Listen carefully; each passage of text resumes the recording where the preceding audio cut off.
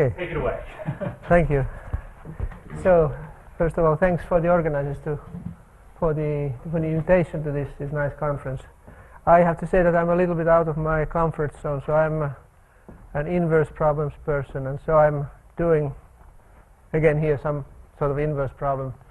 But this is related to the topic of the conference, so I thought this is an appropriate place to present this. So this is a joint work with Daniela Calvetti and our doctoral student Margaret Callahan, who just finished her thesis. And so what we are doing here, we are estimating parameters when you have two models. So you have a model which is sort of a fine scale model, and you have a coarse scale model, and you know how to do the inverse problem, estimating the parameters using the coarse scale model, but you are really interested in the parameters in the fine scale model. So here's the setting. So we have an observation. So we are measuring something, and this something is, we are able to model this something using a sort of a mean field model, a deterministic, typically differential equation based model, which is kind of too coarse because we see stochastic variation in our data, which is not coming from measurement, but it's coming from the system itself. So the system is stochastic. So you would like to use a stochastic model. And the stochastic model now depends on completely different parameters. You would like to know those parameters. They are the parameters of primary interest.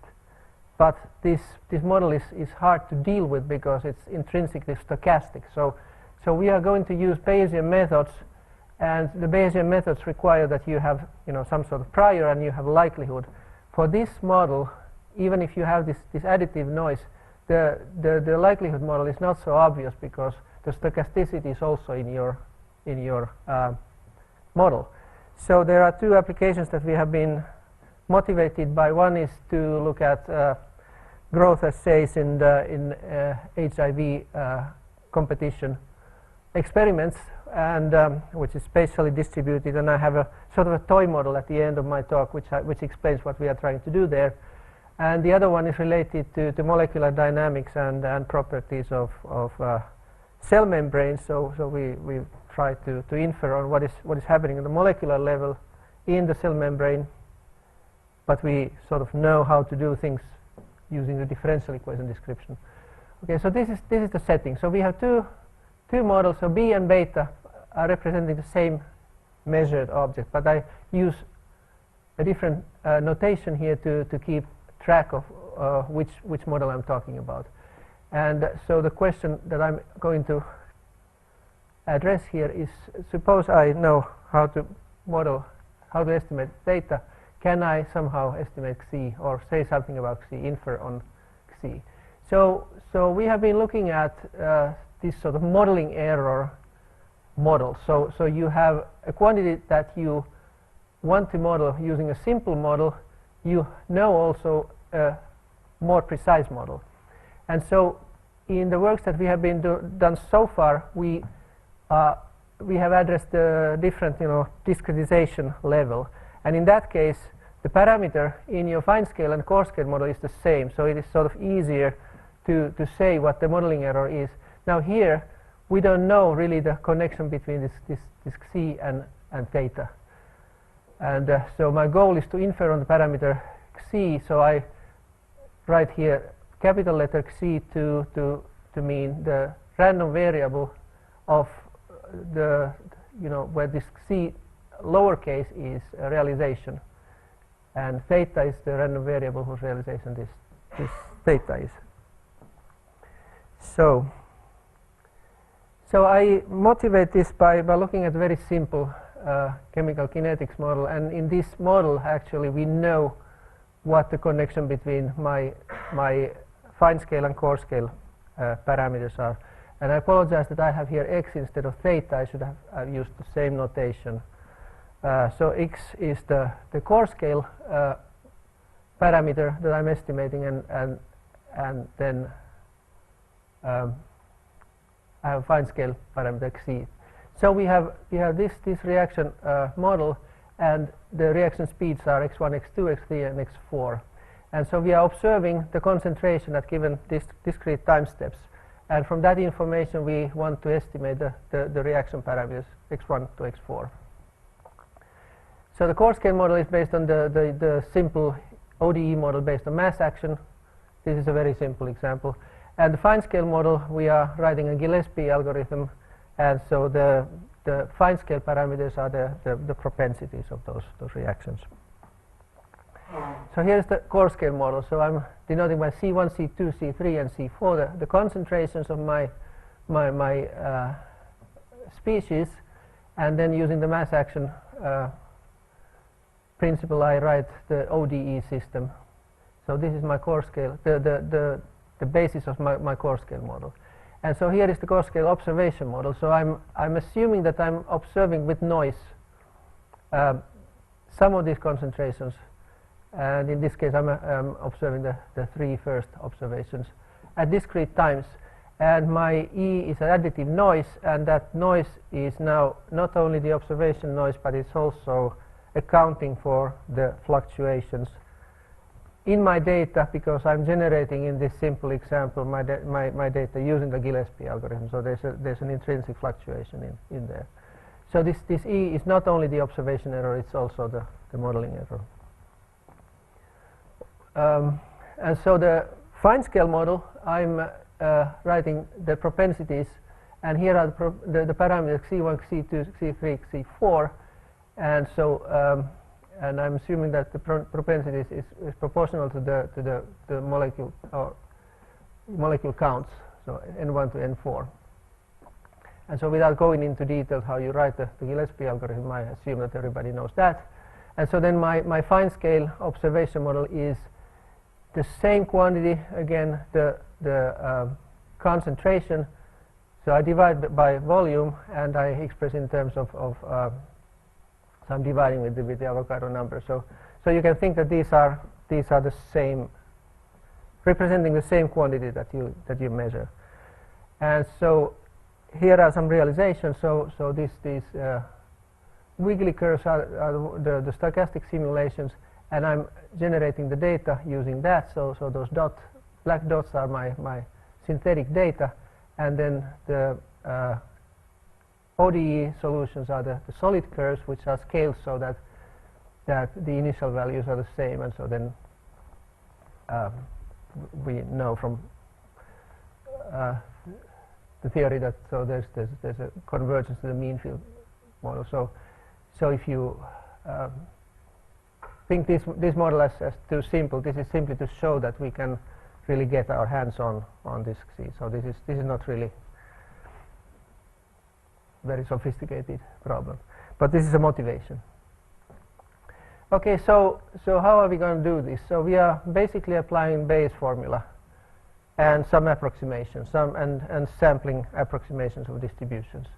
So let's look what the key players are here. So we have some prior probability densities for the parameters. So this is the core scale prior, and this is the fine scale prior. So those I assume that I have some prior information what the parameters could be.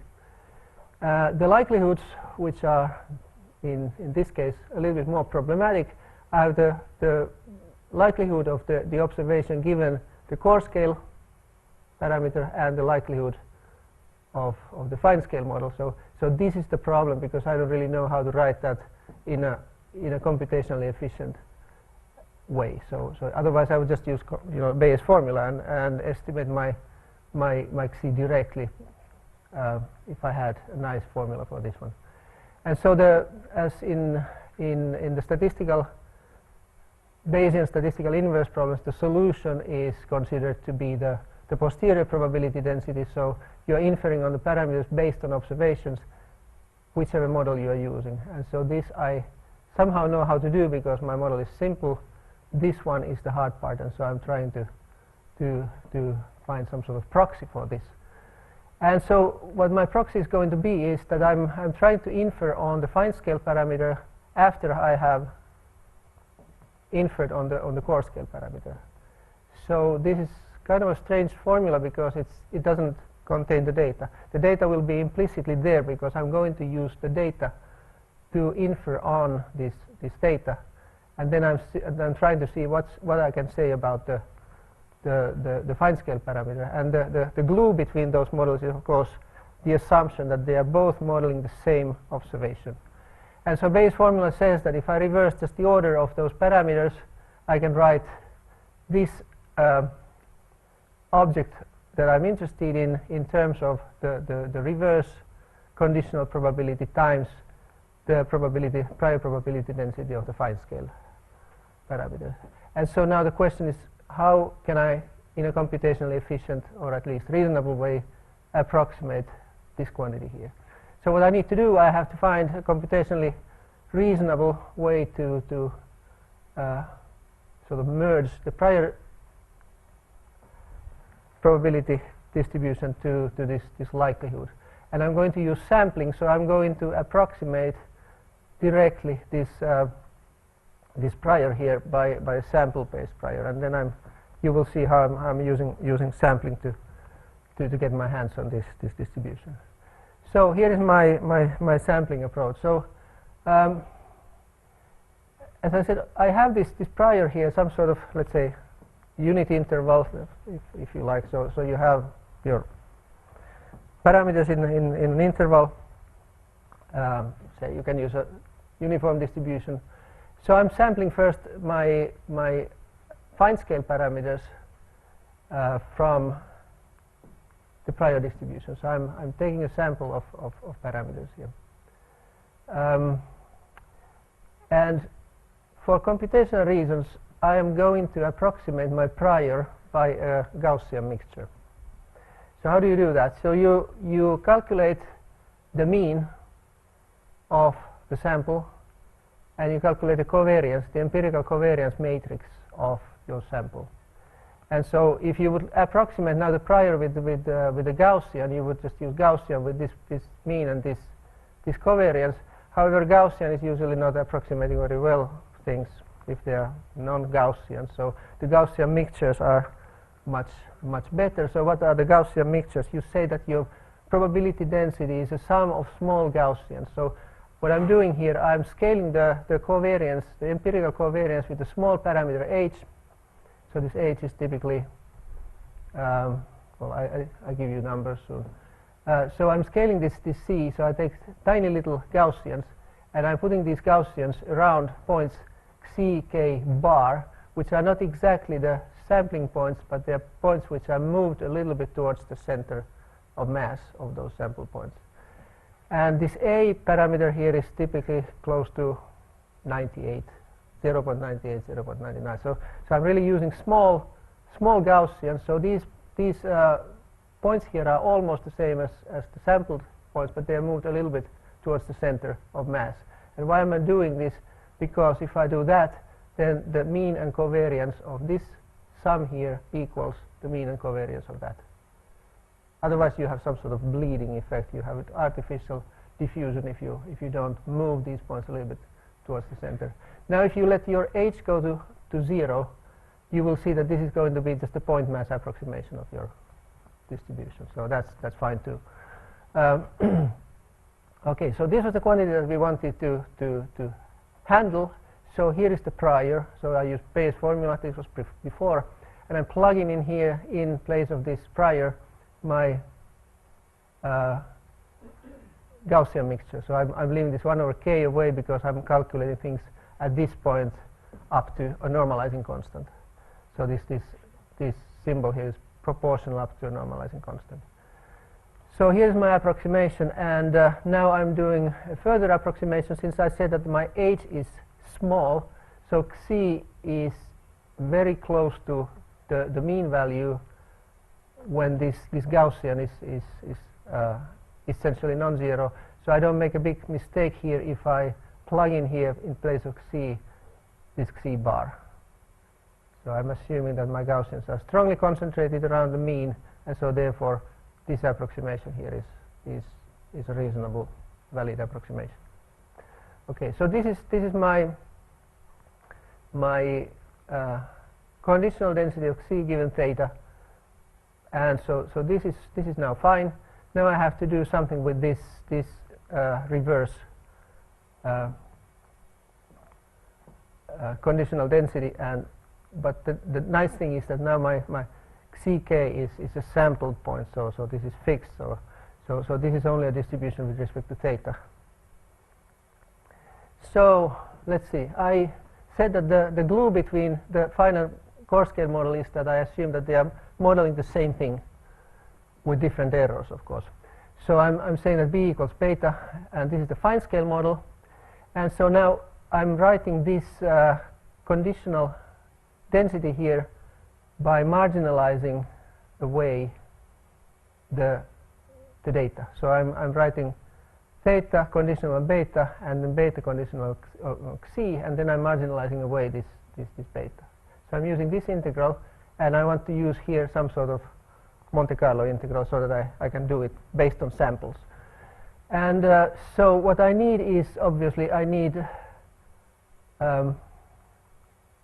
if I want to do this as Monte Carlo integral, I need to have random draws, Monte Carlo draws for beta from this conditional density. And so that's what I'm going to do, and then this integral becomes a sum. And let's go and see. So remember, in my previous formula here, I had ck, so my xi is fixed already. So in this formula here, I can think that this ck is fixed because that's what I need. I need this formula only for xi to ck bar. So therefore, let's see, if I look at this fine scale model and I fix my ck, so then if I do independent sampling of the noise, additive noise epsilon, I get a sample of my realizations of my data given ck, and I denote that beta lk. So I'm just drawing a number of independent realizations of this additive noise, and so then I have this sample of betas, and so that gives me the possibility to write this integral here as a finite sum. So this integral becomes a Monte Carlo integral, and I'm just plugging into this place here this beta lk and approximating this integral by a sum. And so then I'm using Bayes formula again. So this is theta given b. So this is the solution of the let's say the Bayesian inverse problem. If you estimate your theta given the data, so I'm plugging in here Bayes formula, and so I have the prior for theta and then the likelihood. And so now putting all things together, so this was my quantity that I wanted to estimate. Now I have an estimate for this conditional density. I'm plugging it in here, and I get this double sum.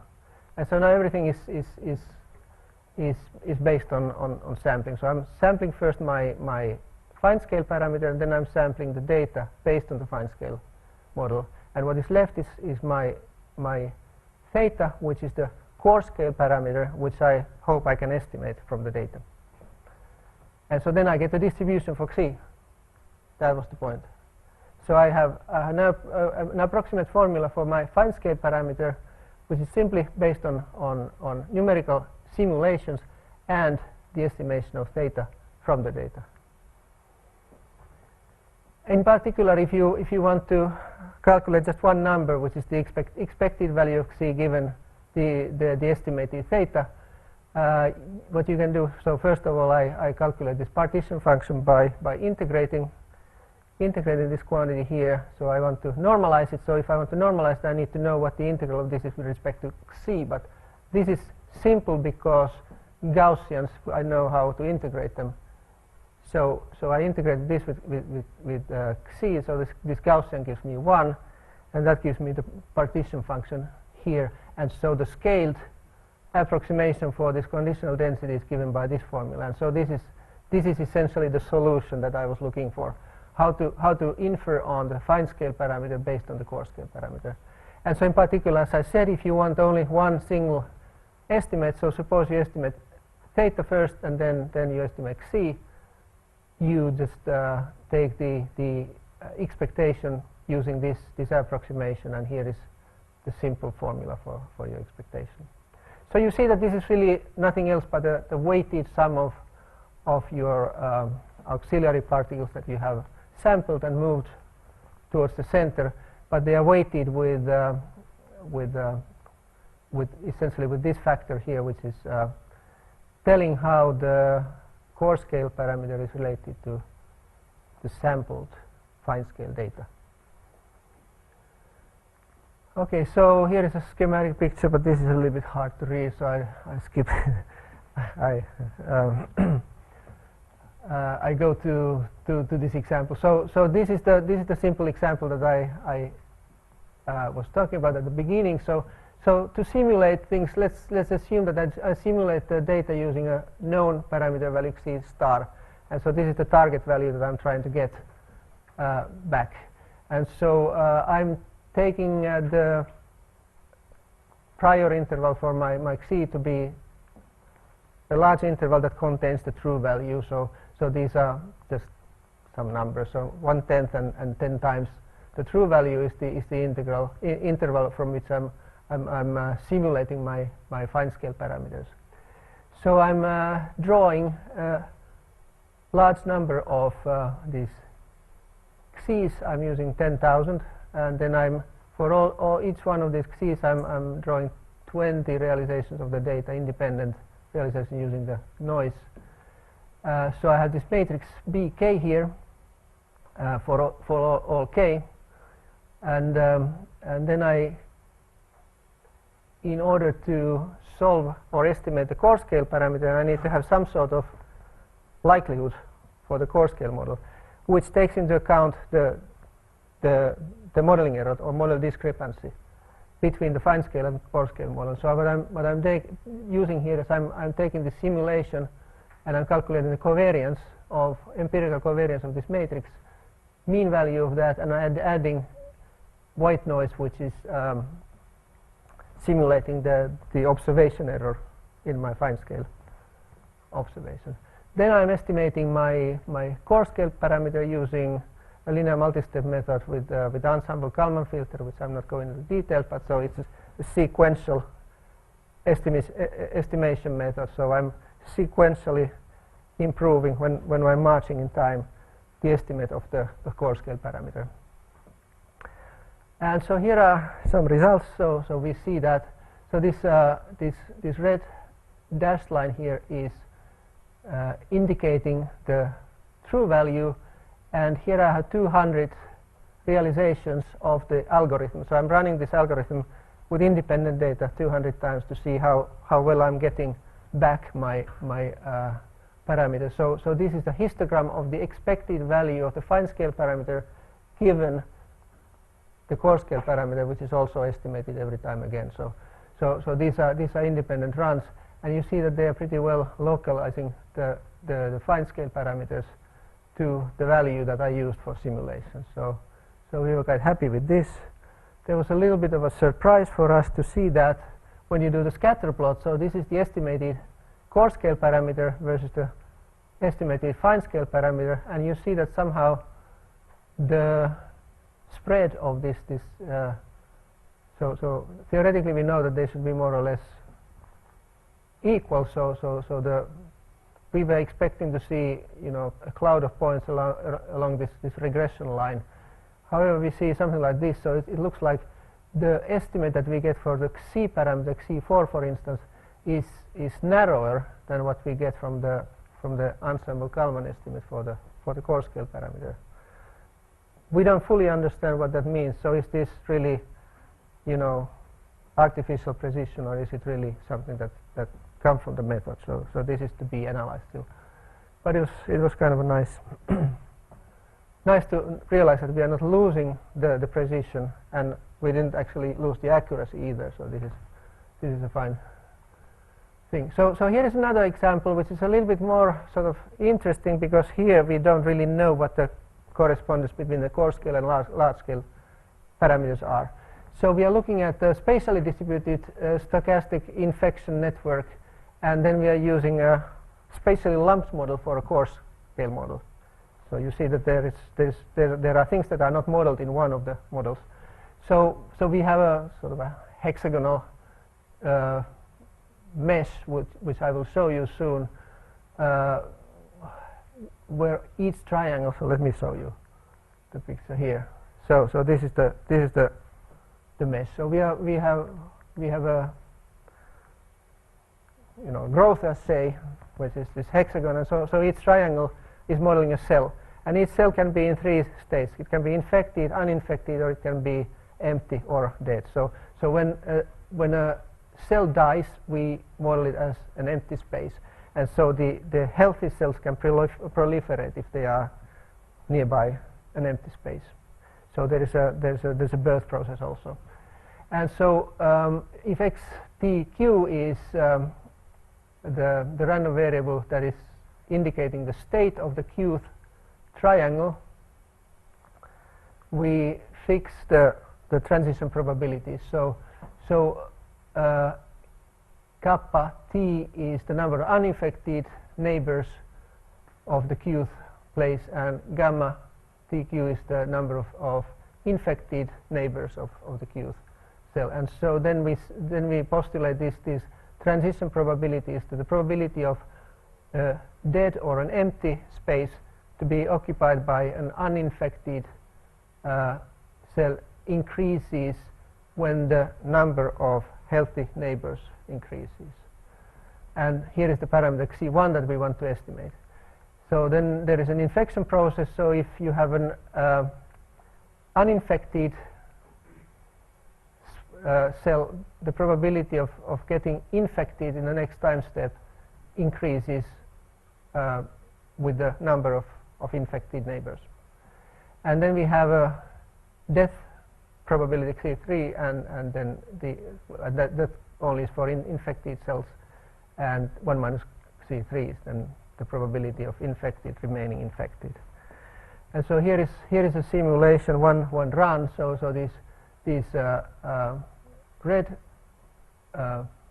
triangles are infected cells. So this is the initial state, and then the infection starts to spread, and the dark cells are the empty or dead cells, and then because of the birth process goes on, it turns out that in this particular simulation the infection dies off, and so then it becomes a healthy cell again, healthy culture again. But this is not always the case, so sometimes the infection goes on. So what is my data? In this case, I'm assuming that my data is the count of uninfected cells and infected cells. And in order to make the variability of the data a little bit less wild, I'm taking a number of runs and I'm averaging so that my data is an average of, in practice, 15 of these individual runs. And so this is pretty close to what you do in laboratory. So we have been working with this competition assay group, this HIV group, and so they have several assays, and they do exactly the cell count, and then they average. So that's pretty close to what is done in practice. Of course, my model is a little bit simple.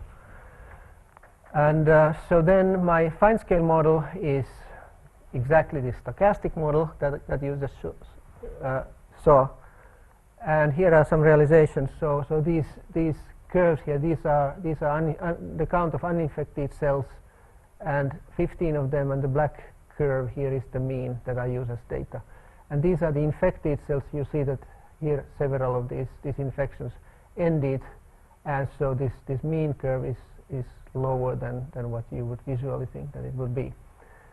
So the black curves give the data in this case. So what is my core scale model? So the core scale model is strongly different in the sense that it doesn't take into account the spatial distribution of the system. So I have a simple mass action equation for uninfected counts, infected counts, and dead cell counts. And here's another model which is a little bit somehow closer to what we have in the fine scale model, because here I don't have the birth process depending on the number of the empty cells. So here I added a term which relates the birth rate to how many empty cells we have. And so the nice thing about this model is that if you take the sum of the cell count is constant, while here it's not constant. So you would think that this model is somehow closer to what you have in the spatially distributed model. And so then my coarse scale model in this case would be simply the count of uninfected and infected cells plus modeling error and observation error, and this is the fine scale model. So then I'm generating the data using the fine scale model here. So this is what I said already before. So my observations are generated using the fine scale model, and I have in this case I have a true C star that I'm trying to target with my algorithm. And so I'm taking, to have an idea of the variability of the data, I'm taking, so this is something that somebody in the laboratory could do. So you have your, let's say, 15 competition assays, and you take all the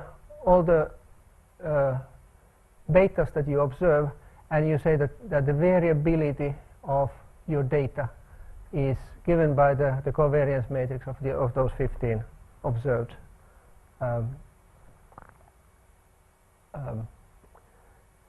assays. And so I'm taking the diagonal entries here, I ignore the off-diagonal entries, and I'm simply saying that I'm estimating the core scale parameters by minimizing. So I'm doing least squares fit. So this is we were trying to simulate what people in laboratory could do. So this is something that we know that people do. So they estimate the variability just looking at the data they have on their desk, and then they just estimate the parameters using some sort of least squares figure. So we did exactly that, and said, well, this is my estimate now for theta bar. It's maybe not the best possible estimate because I'm not really using the prior, for instance. This is nothing sophisticated. It's simply something that can be done based on the data alone. And so then we do the simulation part based on the fine scale model. So we are drawing again these fine scale parameters from uniform distribution, which is large enough so that the true value is not out of those intervals, and it's not in the middle because that may bias things. So we put them somewhere, and we sample the data independently. In order to write the likelihood model for the core scale model, which we need in our formula, we calculated the mean and variance for each of those betas, and then took the average over all those samples of the fine scale parameters. So this could be refined if needed, but so we did something which is very straightforward. Yeah. And so then we used a Gaussian likelihood model using that covariance matrix gamma added with a small white noise, which represents the measurement error here, and also to make this C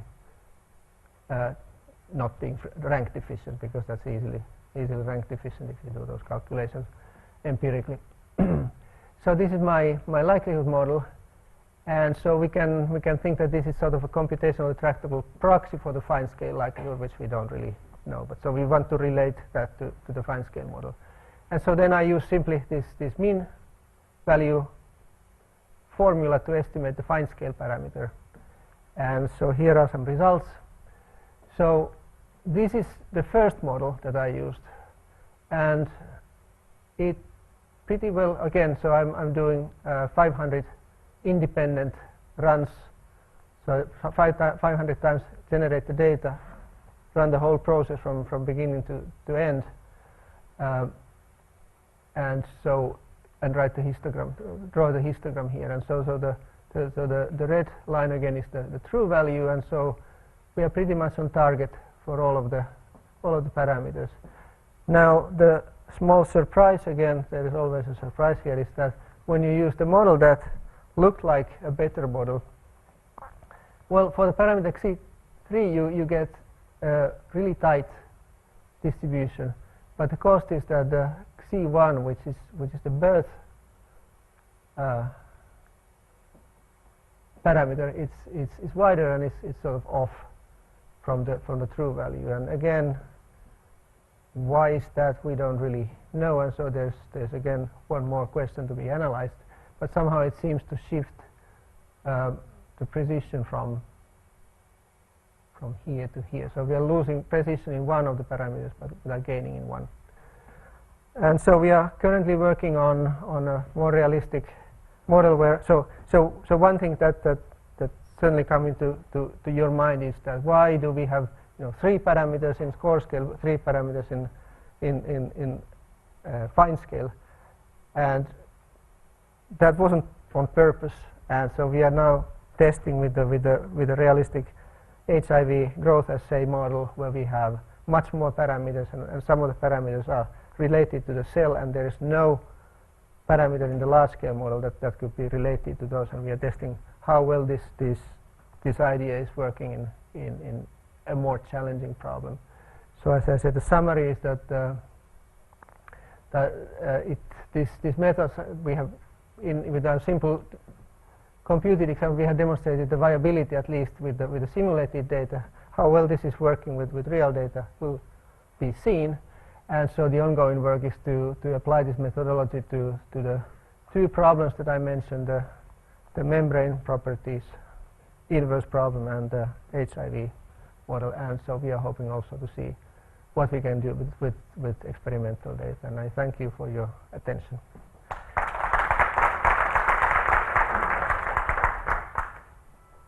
Time for a question or two. So I've seen some epidemiological models on lattices like this before, where the people who made the model found something that's sort of analogous to what physicists call a percolation transition, depending on the strength and the probability of the infection. And I'm just curious if you were to sort of do a parameter scan to go across the transition, how well would your inverse, your approximation hold up across that transition? That seems to be the point where you would potentially break your approximation, right? So if I go like through the spatial sample, I mean, essentially, if you scan the probability of infecting a neighbor, I think that there's a, I mean, my understanding of this is very coarse-grained. I don't really know that well, but essentially, if you change the probability of the infection, then the final, I guess you could say, the stationary state of the system can change radically across a fairly narrow range. Yeah, I can imagine, but I really don't know what the answer to that would be. So yes, I agree that would be the case. Yes. Any questions? Oh. Sorry, I feel like I'm next. Sorry. So at one point, When you that direction. Yeah. in one of your approximations, it looked like you were sort of assuming that the coarse model was the expected value of the fine model, or at least that the expected values were similar. I mean, is that true? And how critical is that assumption, do you think? Well, we didn't do that assumption really, but so what we did is that we forgot completely the coarse scale model, and we just plugged in the data. So we were assuming that the data is representing the mean of the fine scale model, and we get something, but the distributions are wider. Yeah. So we are not assuming that it is a mean model, but you're right. It looks like that, and so therefore we tested that. So we replaced the coarse scale model with a mean. We saw some widening. I don't know. My question is similar. Is essentially when you have these coarse representation and this fine representation, even if you put the same parameters in both, there's a bias between the two. Mm-hmm. Right? And this scales with the size of the system or the size of the jumps that you put. It depends on how you scale it. But do you think that this could actually pollute the recovery? Because, I mean, if one is assuming that the data could be approximated by the coarse plus only the observation error which is centered, or the fine and another error which is centered, since they are not really centered, could it be that actually this explains why the parameters that you would expect are the same? They are not, because I mean, when you were writing this error at the beginning, right? You wrote this modeling error. Mm-hmm, yeah. This is what brings the bias, right? And there's a bias there that one is not taking into account in the inference. Oh, yes. So let's see. When we have been working on the modeling error, when the modeling error comes from discretization, where you know that the parameters are the same, so you have the unknown x in both models, so in the fine scale and coarse scale. Mm-hmm. So you know then that the modeling error is strongly biased because it depends on the solution that you don't know. And here in your example, they had the same parameters, right? I mean, one was the reaction rates ODE, and the other was, say, the Gillespie, and they both have the same parameters. Yeah. So they only differ because one sort of is the base model and the other is not somehow. And when you take a spectator, yeah. So therefore we were looking at this second example where we don't really know the correspondence between those parameters. So we don't know anything about the correspondence between theta and xc in this second parameter. They somehow represent the same thing. So of course there is some bias because we are sort of modeling in two different ways the same thing. Mm-hmm. What the relation between those parameters is unclear in the second example. So we expect that there is a bias because otherwise you couldn't infer on one based on the other. So there has to be some sort of... No, I mean, my observation comes with your question essentially that why you do not recover the same parameters in the coarse and the fine. I mean, because in the theoretically they should be the same, but since you have a bias in between, this bias can tilt one of them to another value. So the goal here is that we are aiming at models where we don't know the correspondence between the parameters. So I cannot use the parameters of the coarse scale model in the fine scale model. So if you are, for instance, thinking of this HIV infection strength, that is that depends on the infection process inside the cell. So it is a cell level property that we are really interested in, but we only have population data. Mm-hmm. So I don't really know how to put the population data into this cell model. So therefore I cannot assume that there is the same parameter in both models. But I was bringing this example because I think you have it as a test example. The first test example, yeah. You know exactly that they should be the same. Yeah. But you run the test and you do not get the same, and you were wondering why is it so. I believe the bias has to do something with it. Can I suggest that finish this over coffee? Yeah. Okay. Yeah. Okay, so let's thank Erkki again. Thank you.